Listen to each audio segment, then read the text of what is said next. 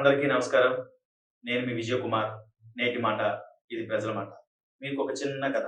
2014 ఎలక్షన్స్‌కు ముందు ప్రజల్లోకొచ్చి ఒక పార్టీ పెట్టి, పోటీ చేయకుండా మరో పార్టీకి సపోర్ట్ చేసి, అధికారంలో లేకుండానే ఆ 5 సంవత్సరాలు పూర్తి చేశారు. తర్వాత 2019 ఎలక్షన్స్‌లోకొచ్చి ఇండివిడ్యుయల్‌గా పోటీ చేసి, తన నుంచున్న 2 స్థానాలు మిగతా నాయకులు కూడా ఎవరు గెలవకుండా ఒకే ఒక సీటు గెలిచారు.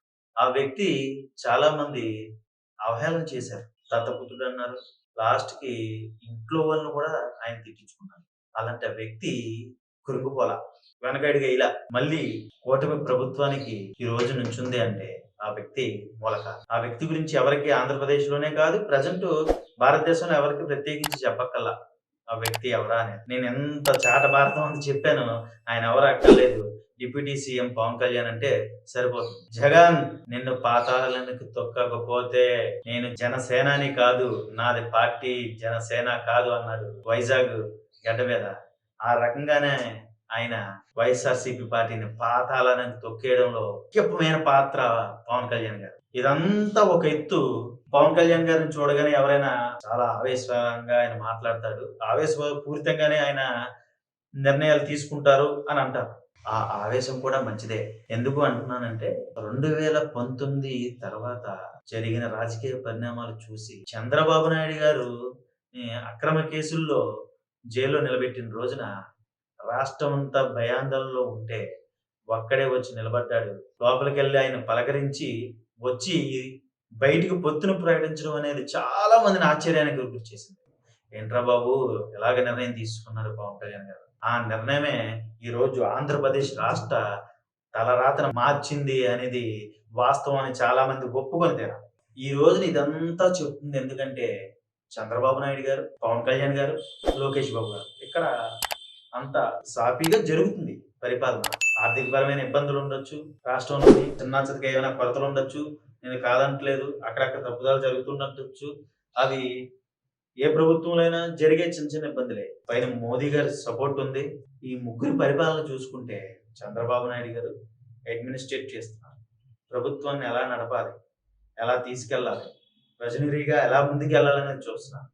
లోకేష్ గారు పెట్టుబడులు ఎలా తీసుకురావాలి, మన రాష్ట్రాన్ని ఎలాగా ఇంకా అభివృద్ధి చేయాలి, మన యువతకు ఉద్యోగ అవకాశాలు ఎలా కల్పించాలని చూస్తున్నారు. పవన్ కళ్యాణ్ గారు గ్రామాలలోని మారుమూల ప్రాంతాలని ఎలాగ అభివృద్ధి చేయాలి, మన రాష్ట్రంలోనే కాదు దేశంలో కానీ ప్రపంచంలోనే ఎవరు కూడా ఒకటే చెప్పేది పల్లెలు బాగుంటే పట్టణాలు బాగుంటాయి.